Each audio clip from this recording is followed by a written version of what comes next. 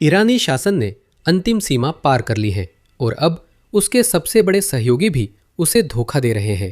अमेरिकी बमबारी से बचने के लिए तेहरान ने हॉर्मुज में टैंकर उड़ाना शुरू किया, लेकिन ये ब्लैकमेलिंग उल्टी पड़ गई। तेल आपूर्ति रोककर ईरान ने एशियाई बाजारों को पंगु किया, जिससे चीन को शासन की निंदा करनी पड़ी और संयुक्त राष्ट्र में साथ छोड़ना पड़ा। इस्लामिक गणतंत्र ने अब सभी देशों को अपने खिलाफ कर लिया है और यह सब बीजिंग की चौंकाने वाली गद्दारी से शुरू हुआ। यहाँ तक कि अब चीन भी इन ईरानी हमलों को अस्वीकार्य बता रहा है। सुनिए। चीन खाड़ी देशों पर हुए हमलों से असहमत है और नागरिकों व गैर सैन्य ठिकानों पर अंधाधुंध हमलों की निंदा करता है। तत्काल जरूरी काम यह है कि सैन्य अभियानों को तुरंत रोका जाए और संघर्ष के और विस्तार को रोका जाए। समाधान इसी में है कि जल्द से जल्द संवाद और बातचीत पर वापस लौटा जाए और शांति बहाल करने का प्रयास किया जाए। मूल समाधान यही है कि मिलकर अंतर्राष्ट्रीय कानून और अंतर्राष्ट्रीय संबंधों के बुनियादी मानदंडों का पालन करने के सही रास्ते पर वापस लौटा जाए। तेल की बढ़ती कीमतें सभी के लिए समस्या है, लेकिन चीन के लिए यह अस्तित्व से जुड़ी है।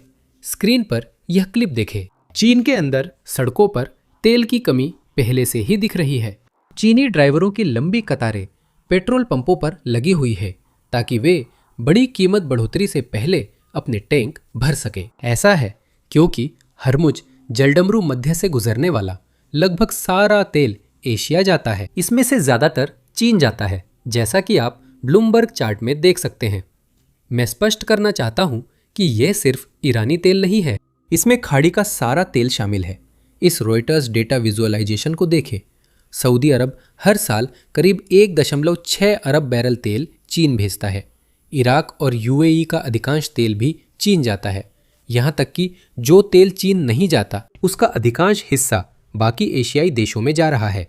वास्तव में खाड़ी का बहुत कम तेल अमेरिका या यूरोप या बाकी दुनिया में जाता है। एशियाई देश स्ट्रेट ऑफ हॉर्मुज पर सबसे ज्यादा निर्भर है और ईरान ने इसे एक युद्ध क्षेत्र में बदल दिया है। यही वजह है कि जिन देशों को ईरान अपने सहयोगी मानता था वे अब उसके शासन के खिलाफ हो रहे हैं। इन देशों के लिए अब ईरान का सहयोगी होना फायदेमंद नहीं रहा।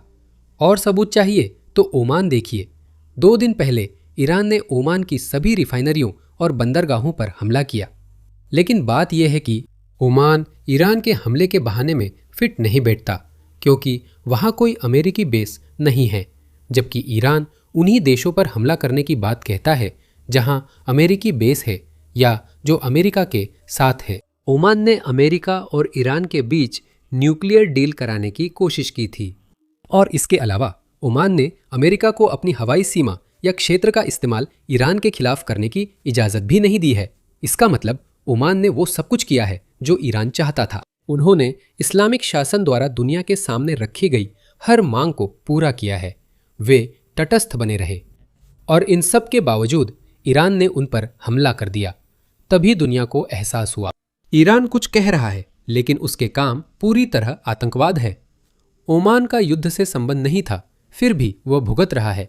इसका कारण स्पष्ट है। ईरान सैन्य रूप से संयुक्त राज्य अमेरिका से लड़ नहीं सकता।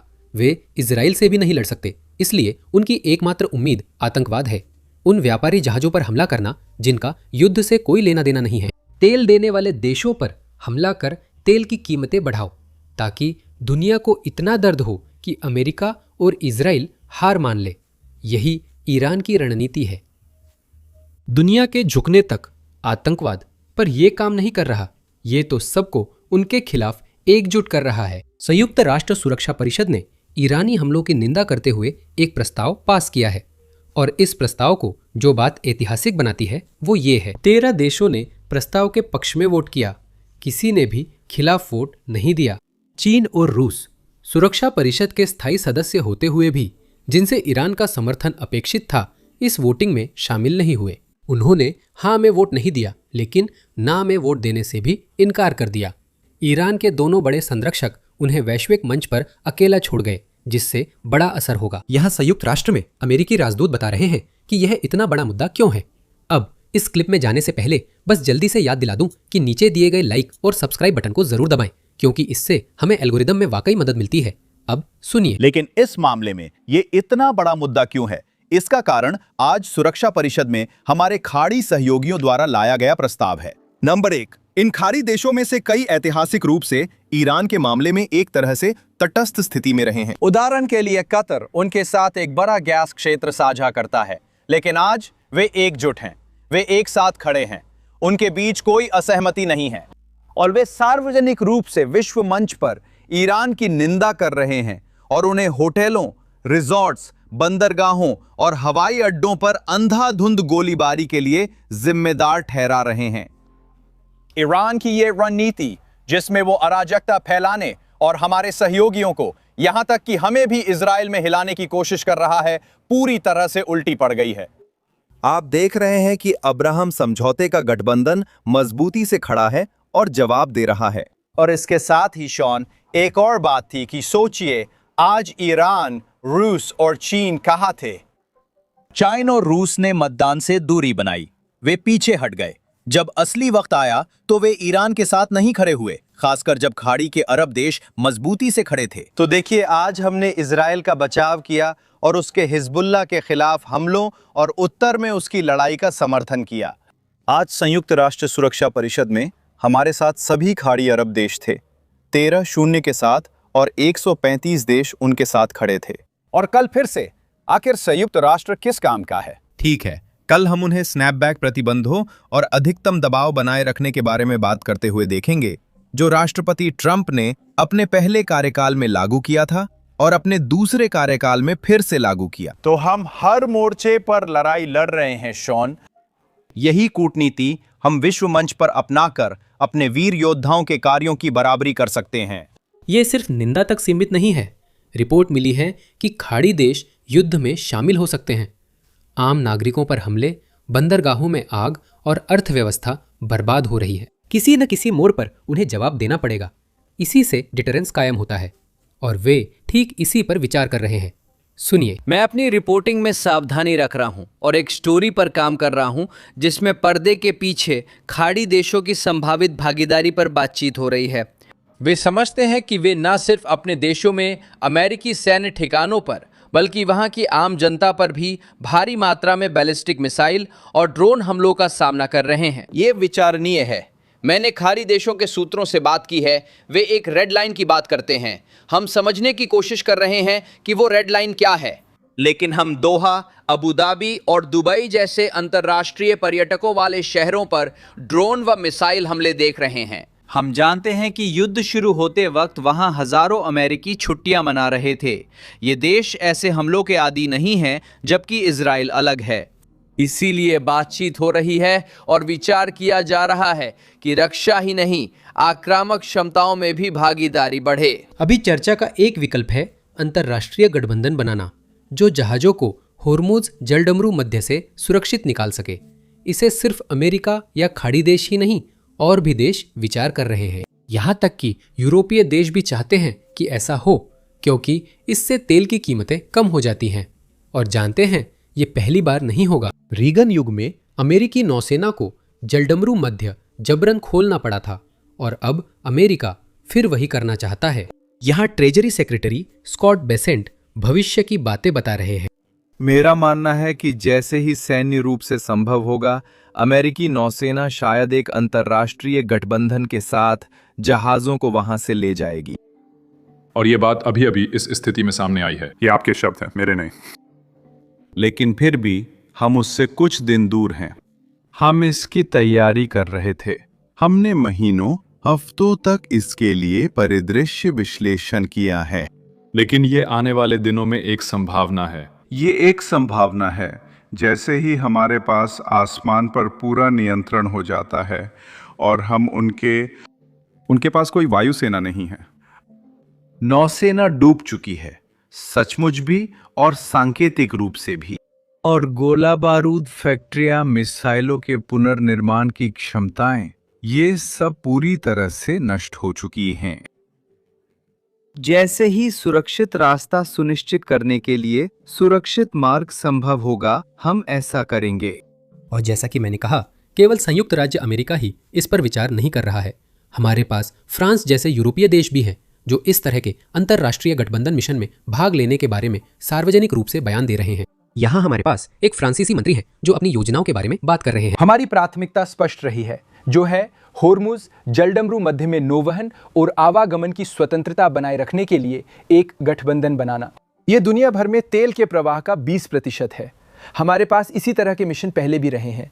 वास्तव में वे काफ़ी सफल रहे हैं। मैं ख़ास तौर पर लाल सागर में हूथियों के खिलाफ यूरोपीय मिशन एस्पाइड्स की बात कर रहा हूं। फ्रांस, ग्रीस और अन्य देश उस मिशन के प्रमुख हिस्से हैं। फ्रांसीसी राष्ट्रपति मैक्रों सोमवार को साइप्रस में थे ताकि इस युद्ध में हमला झेलने वाले यूरोपीय संघ के मित्रों और सहयोगियों को आश्वस्त किया जा सके और एकजुटता का संदेश भेजा जा सके। साथ ही देशों से इस गठबंधन के लिए कहा गया है ताकि होर्मुज जलडमरू मध्य खुला रहे। G7 द्वारा उठाए जा सकने वाले कदमों के मामले में अन्य विकल्प भी विचाराधीन हैं। जैसा कि आप जानते हैं, फ्रांस और यूरोपीय देशों के पास तेल का रणनीतिक भंडार है और हम भी राष्ट्रीय स्तर पर ऐसे कदमों पर विचार करेंगे, खासकर सट्टेबाजी के मार्जिन को नियंत्रित करने के लिए। पूरे देश में पेट्रोल का वितरण, ये एक ऐसा कदम है जिस पर फ्रांसीसी सरकार विचार कर रही है ताकि किसी भी तरह की सट्टेबाजी के कारण कीमतों में बढ़ोतरी को नियंत्रित किया जा सके। अब मेरे पास कुछ दिलचस्प है। युद्ध शुरू होने के बाद से एक रेडियो फ्रीक्वेंसी फारसी में रैंडम नंबर प्रसारित कर रही है। कई लोग मानते हैं कि यह जासूसों के लिए भेजा गया कोड है जिसे आप रेडियो फ्रीक्वेंसी पर सुन सकते हैं लेकिन डिकोड नहीं कर सकते। आप समझ नहीं सकते कि क्या कहा जा रहा है, लेकिन ये लगातार बिना रुके चल रहा है।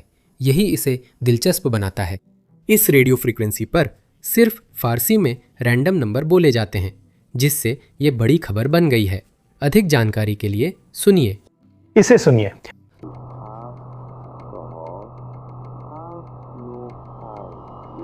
अमेरिका इजराइल के ईरान पर हमले के पहले दिन एयरवेव्स पर कुछ अजीब सुनाई दिया। एक रहस्यमय शॉर्टवेव रेडियो प्रसारण जिसमें एक आदमी फारसी में शांत स्वर में रैंडम नंबर पढ़ रहा था। रेडियो के शौकीनों ने इसे पहली बार 28 फरवरी को युद्ध के पहले दिन पकड़ा। प्रसारण में संख्याओं की एक श्रृंखला 2 बार पढ़ी जाती है, फिर विराम के बाद ध्यान शब्द फारसी में 3 बार दोहराया जाता है। संख्याएं फिर से शुरू होती हैं, कभी लंबी कभी छोटी। किसी को नहीं पता सिग्नल कहां से आ रहा है, पर रेडियो शौकीनों ने इसे पश्चिमी यूरोप के एक इलाके तक सीमित किया है। युद्ध के 5वें दिन हालात और भी अजीब हो गए। किसी ने सिग्नल जाम करना शुरू कर दिया। इलेक्ट्रॉनिक शोर ने फ्रीक्वेंसी पर छाकर संख्याएं सुनना लगभग असंभव कर दिया। प्रसारण नहीं रुका, बस अलग फ्रीक्वेंसी पर चला गया। RFERL ने 10 मार्च को इसे स्वतंत्र रूप से रिकॉर्ड किया, जिसका मतलब है कि यह करीब 2 हफ्तों से कमोबेश रोजाना प्रसारित हो रहा है। तो ये क्या है? सबसे कॉमन व्याख्या ये है कि ये एक नंबर स्टेशन है जो एक पुराना शीत युद्ध जासूसी उपकरण है, एक शॉर्ट वेव रेडियो प्रसारण जिसका इस्तेमाल दुनिया भर में खुफिया एजेंटों को एनक्रिप्टेड संदेश भेजने के लिए किया जाता है। कोई भी इन नंबरों को सुन सकता है, लेकिन डिकोडर के बिना संदेश को समझना असंभव है। एकिन फर्नांडीज, जिन्हें नंबर स्टेशनों के विषय में गुरु माना जाता है, कहते हैं कि यह बिल्कुल भी तोड़ा नहीं जा सकता। नंबर कीज पूरी तरह रैंडम होती हैं, गणितीय तरीके से भी इनका पता नहीं लगाया जा सकता, और अगर आप उन्हें शब्दों में भी बदल दें तो भी सही डिकोडर की के बिना संदेश का कोई मतलब नहीं निकलेगा। ठीक है, यही पहली बात है। जैमिंग का क्या? सिग्नल कौन और क्यों जाम कर रहा है? यहां बबल जैमर इंटरफेरेंस का उपयोग हो रहा है। यह सिग्नल को दबाकर ट्रांसमिशन को समझना असंभव बना देता है। ऐतिहासिक रूप से सरकारें विदेशी प्रसारण ब्लॉक करने के लिए जैमिंग करती थीं। शीत युद्ध में सोवियत नियंत्रित देशों ने BBC, डॉयच वेले और radio free Europe, radio liberty के प्रसारणों को अक्सर जाम किया, जो पूर्वी गुट में बिना सेंसर वाली खबरें भेज रहे थे। इन दिनों फारसी भाषा के प्रसारण BBC और रेडियो फ्री यूरोप का रेडियो फरदा भी ईरानी सरकार द्वारा इसी तरह की फ्रीक्वेंसी पर जैम किए जा रहे हैं। अगर तेहरान इस रहस्यमय फारसी नंबर सिग्नल के लिए जिम्मेदार था, तो इसकी संभावना कम है कि वो अपने ही सिग्नल को जैम करेगा। ये हमें वापस उसी मूल सवाल पर ले आता है, आखिर नंबर स्टेशन प्रसारण के पीछे कौन है? क्या यह संयुक्त राज्य अमेरिका हो सकता है जो ईरान के अंदर एजेंटों को गुप्त संदेश भेज रहा है? या शायद ये इजराइल है या टर्की जो ईरानी सरकार को पसंद नहीं करता? इससे मामला और उलझ जाता है। ABC न्यूज के अनुसार अमेरिकी सरकार ने इंटरसेप्ट किए गए एक एन्क्रिप्टेड संदेश के बारे में कानून प्रवर्तन एजेंसियों को अलर्ट भेजा। उस ट्रांसमिशन का उद्देश्य उद्धरण के अनुसार पहले से तैनात स्लीपर एजेंट्स को सक्रिय करना या उन्हें निर्देश देना हो सकता है जो मूल देश के बाहर काम कर रहे हैं। एबीसी ने अलर्ट के हवाले से यह कहा। CIA ने टिप्पणी के अनुरोधों का जवाब नहीं दिया। तो फिलहाल यह सिग्नल एक रहस्य ही बना हुआ है। आप क्या सोचते हैं, हमें कमेंट्स में बताएं।